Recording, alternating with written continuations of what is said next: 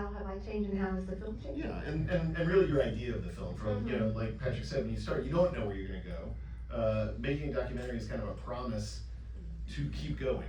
It's not a, you never know where you're gonna end up, and I don't know anybody who starts a film that has a sense of what the third act is really going to deliver, but you know what draws you in, and you know that you've made a commitment to these folks to keep showing up.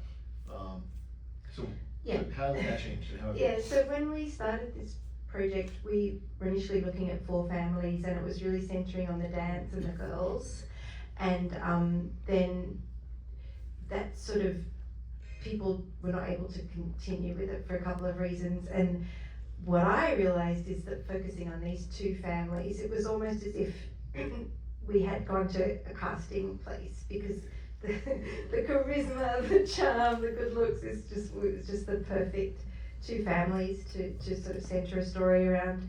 And we really did think the girls would be the story, Alexis and Shania, but it's just sort of, it just didn't work out. And part of it was logistics, funding. I mean, this was made for the smell of an oily rag, just we could not necessarily get to where we needed to be.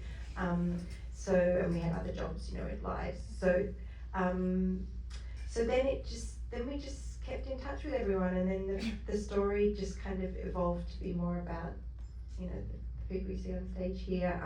And how I have changed, I guess, in the sense of being a filmmaker, I would say if I were to embark on this project again, I would have sort of flipped it.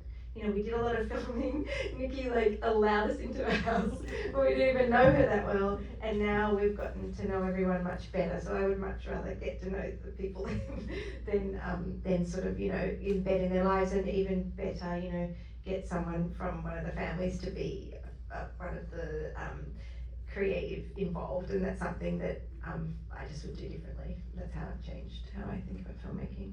Yeah, well, you know, Patrick brought